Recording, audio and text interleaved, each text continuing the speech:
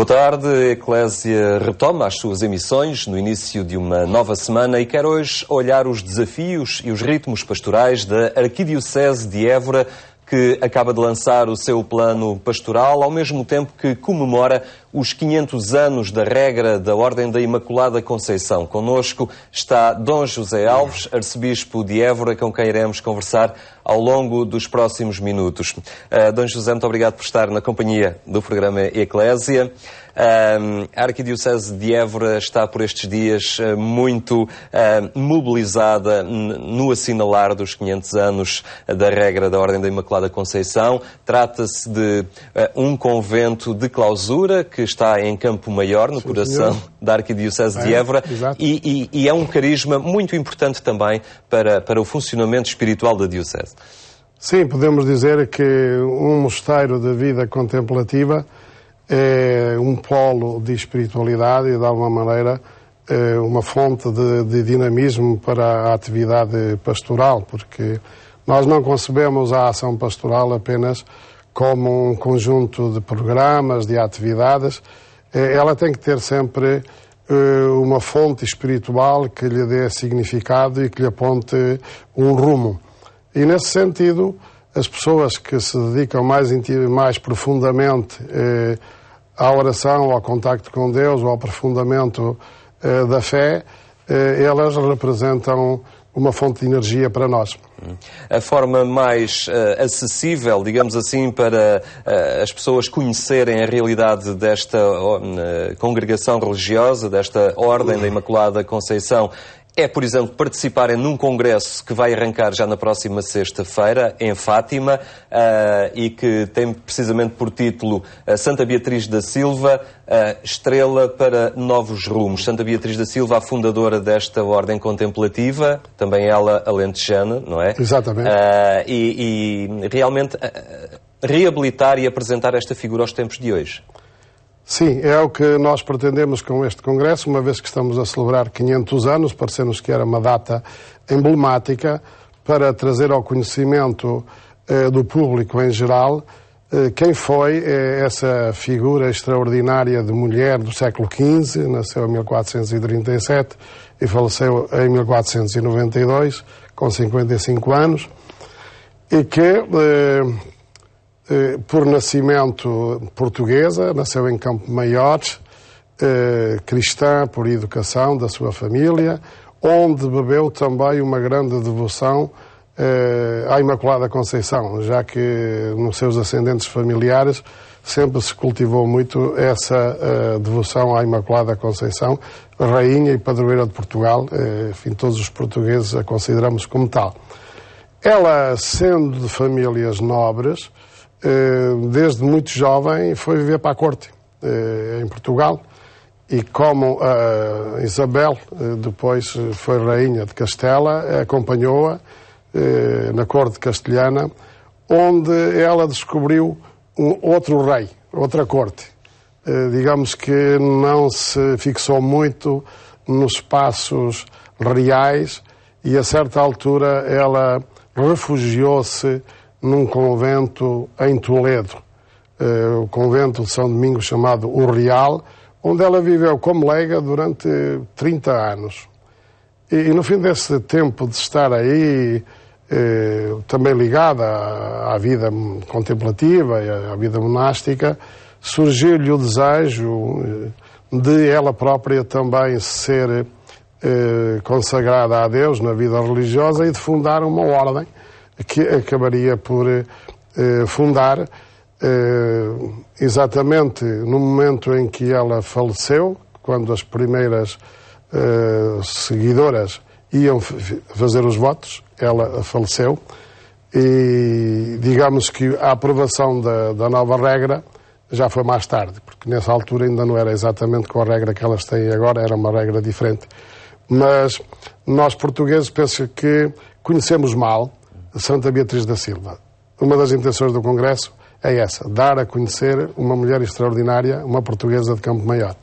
Este é um congresso científico, fará uma análise muito numa linha histórica, mas também conjugando com a espiritualidade desta ordem. Sim, é um congresso nitidamente com critérios científicos e, de facto, tivemos o apoio de várias universidades, como constam aí do programa, Lisboa, Évora, a Universidade Católica, um professor de Coimbra também, e quisemos não só fixar-nos naquilo que é estritamente a vida monástica, mas perceber também o ambiente histórico desse tempo em que Santa Beatriz viveu e fundou a sua ordem, e alargar também aos aspectos culturais depois relacionados com a própria ordem ao longo da história. Portanto, é um congresso que tem perspectivas abrangentes, não só no aspecto religioso, mas também no aspecto histórico e cultural.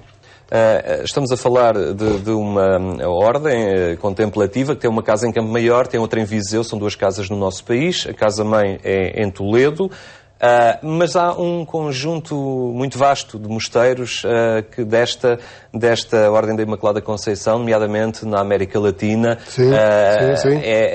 Tem uma grande dimensão esta ordem contemplativa. Muita gente pensa que está reduzida ali a Campo Maior.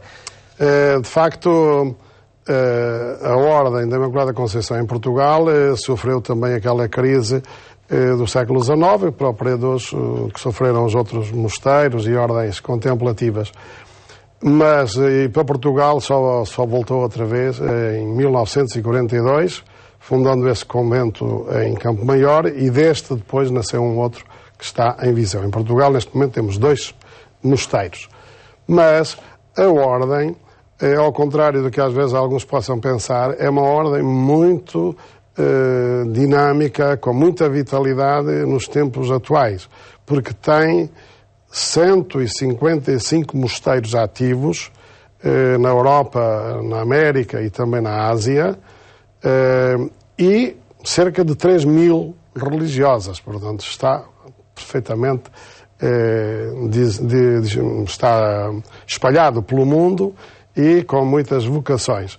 Por outro lado, em Portugal também há um aspecto que é curioso. O mosteiro de Campo Maior tem jovens. Da nossa Diocese de Évora temos 3 monjas que são ainda muito jovens, uma outra da Diocese de Beja e também uma quinta da Diocese do Patriarcado. O que dá um espírito de esperança e de dinamismo ao próprio Congresso. Portanto, não é como algumas congregações atualmente não têm tido vocações. Esta, ao contrário de outras, e felizmente, tem vocações jovens e, portanto, tem esperança, não é? As ordens contemplativas estão, neste momento, a despertar de alguma forma algumas vocações? Contrariamente àquilo que seria de esperar, porque pela dureza, não é, do programa de vida, do estar, digamos, afastado do mundo, viver num espaço limitado, mas há jovens a aderir a estes projetos de vida. Até há fenómenos podemos considerar verdadeiramente extraordinários, como um fenómeno em Espanha que tem aderido dezenas e dezenas de jovens universitárias, todas com curso superior. Em Portugal, concretamente, eu falo mais da Diocese de Évora, que é o que eu conheço melhor, presentemente tem surgido vocações. Dizia-se, e era verdade, no passado, que o Alentejo era uma terra de muitas vocações, e foi, de facto, porque o Alentejo teve muitos conventos e muitos mosteiros. Só Évora tinha 20, Évora e o seu termo tinha 20 mosteiros noutro tempo. Depois deixou de ter vocações e no século XX as vocações na Diocese de Évora praticamente estiolaram, não existiram, pelo menos durante a primeira metade do século XX. Na segunda metade do século XX e até ao presente, ao contrário, começaram a surgir vocações. Sendo, como se costumava dizer, o Alentejo um país de missão, vê-se que a missão que aí se realizou durante muitos anos produziu alguns efeitos. E um dos bons frutos que neste momento se verificam no Alentejo é exatamente este. É que existem vocações para a vida religiosa, para a vida contemplativa e vida ativa, e também vocações para a vida sacerdotal. Qual é que é a importância de uma comunidade de vida contemplativa no interior de uma diocese? Sabendo que a Arquidiocese de Évora Tem também os monges cartuchos, na própria cidade de Évora, tem também esta comunidade em Campo Maior. É muito importante para a Diocese contar com estes núcleos de espiritualidade muito forte. Sim, eu considero que esses dois mosteiros, um masculino e outro feminino, que são duas fontes de energia espiritual, porque os cartuchos vivem numa vida muito recolhida e com um contacto reduzido ao mínimo com o exterior, não é?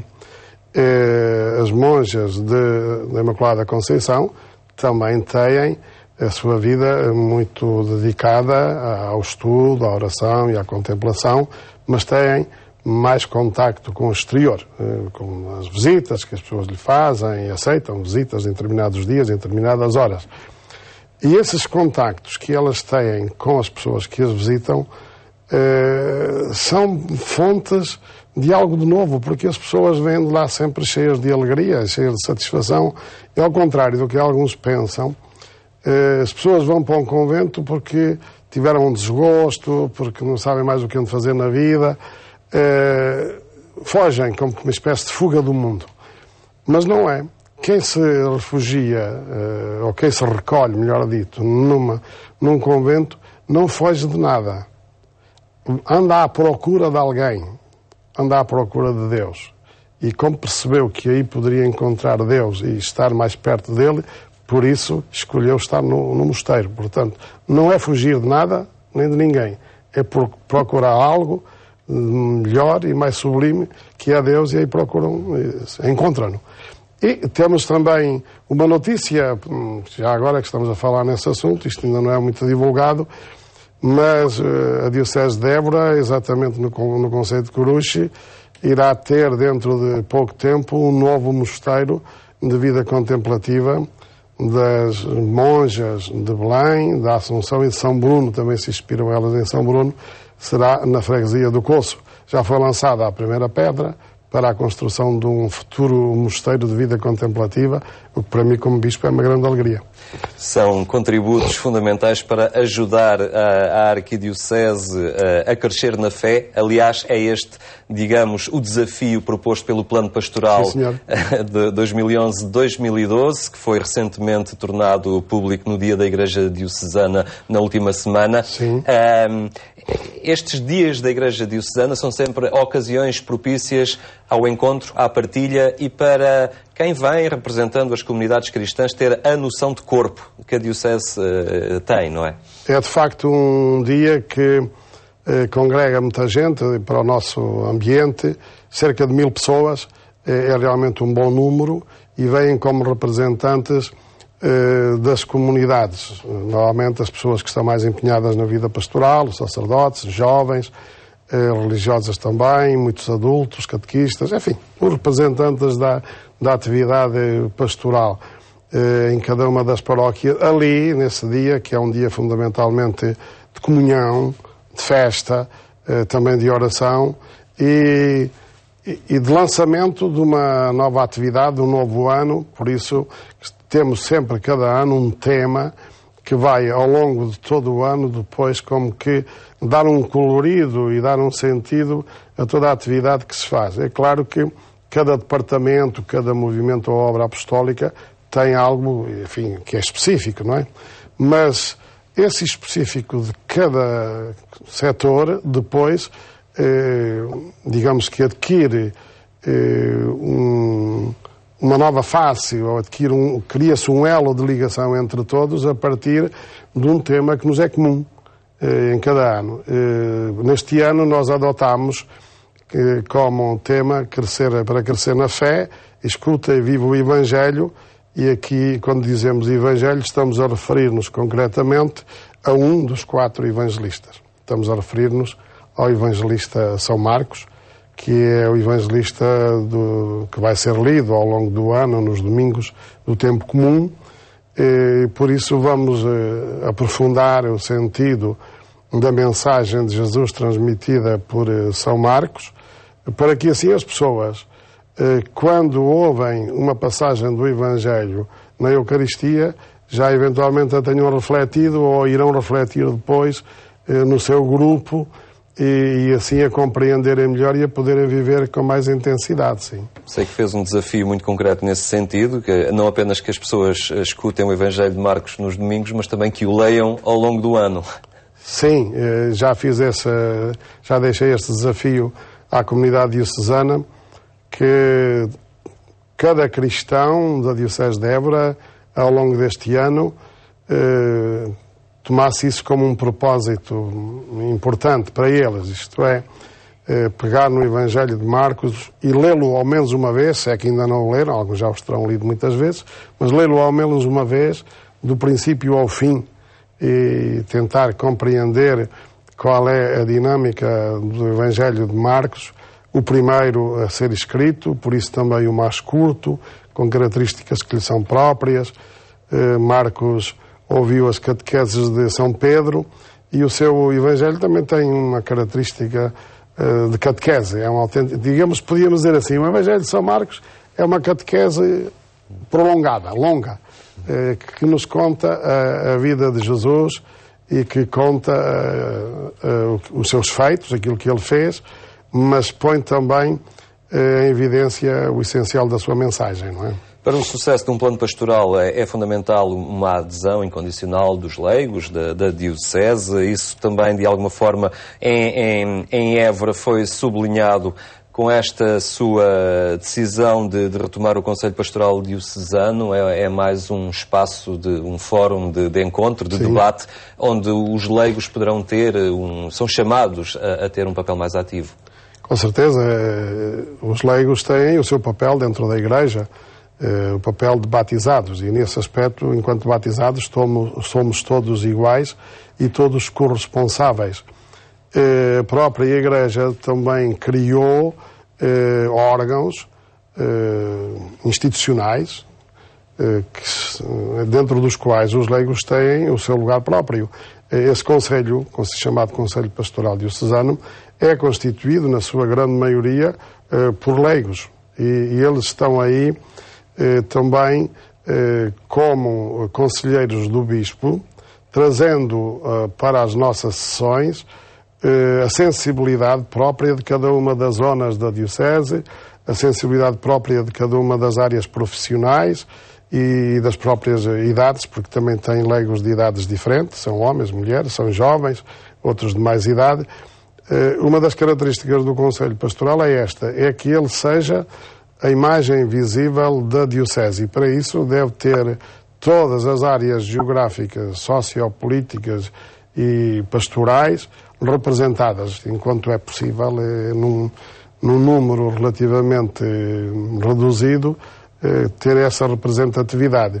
Mas esse é, sem dúvida, um dos lugares onde os leigos podem assumir as suas responsabilidades batismais e dar o seu contributo para o desenvolvimento da pastoral dentro da Diocese. Este crescer na fé, que é a posta em curso na Arquidiocese de Évora, não se concretiza desligado da realidade do mundo, e essa realidade está, por estes tempos, muito marcada por este espectro, que é muito mais do que um espectro, é uma realidade concreta da crise, da carência e das necessidades sociais que vão marcando os nossos dias. Como é que a Arquidiocese de Évora se está a organizar e está também atenta, ao fim e ao cabo, às necessidades das comunidades e de alguma forma consegue conciliar este plano pastoral também com a atenção às carências sociais?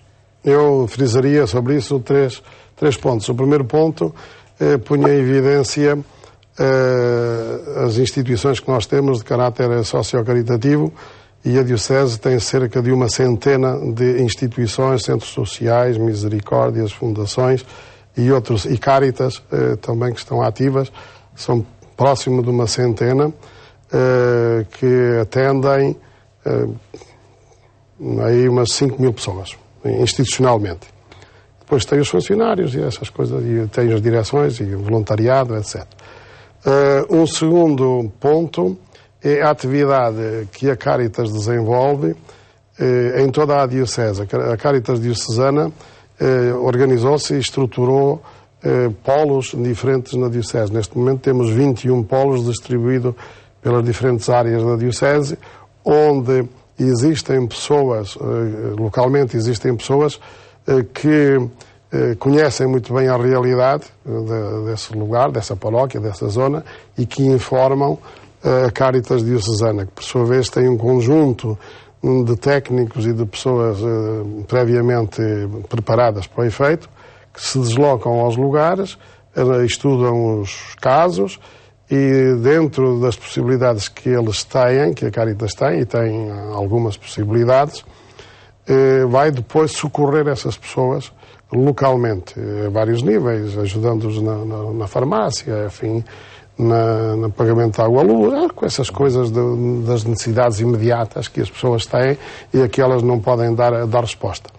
E o terceiro ponto que eu queria frisar sobre isso é que nós temos na Diocese uma rede de grupos de reflexão que tem a ver com o plano pastoral, para crescer na fé, escutar e viver o Evangelho. Essa ideia é aprofundada em 300 e tal grupos que temos na Diocese a funcionar, que se reúnem de 15 em 15 dias para estudar um dos temas, uma das páginas do Evangelho, para refletir, a compreender, a aprofundar e aí vem o que tem a ver com o assunto, na sequência disso não ficar apenas na reflexão e no estudo, mas passar também à prática. E passar à prática significa abrir os olhos e ver o que se passa à nossa volta e abrir o coração e as mãos e ir de encontro às necessidades que cada um no seu próprio lugar conhece. Para além da leitura do Evangelho de Marcos, também importa a leitura dos Atos dos Apóstolos, não é? Na assistência que as comunidades também estavam atentas umas às outras. Com certeza. Dom José, muito obrigado por ter estado hoje aqui connosco no programa Eclésia, neste momento em que estamos a dias do arranque deste congresso sobre Santa Beatriz da Silva e quando o plano pastoral está também já em curso na Arquidiocese de Évora. Muito obrigado pela sua presença. Obrigado eu. Boa tarde. Foi um olhar sobre as prioridades pastorais da Arquidiocese de Évora, onde o Evangelho se conjuga também com o auxílio aos mais necessitados. Agradecemos a atenção que nos dispensou e marcamos encontro para amanhã, à mesma hora. Até lá, tenha uma muito boa tarde.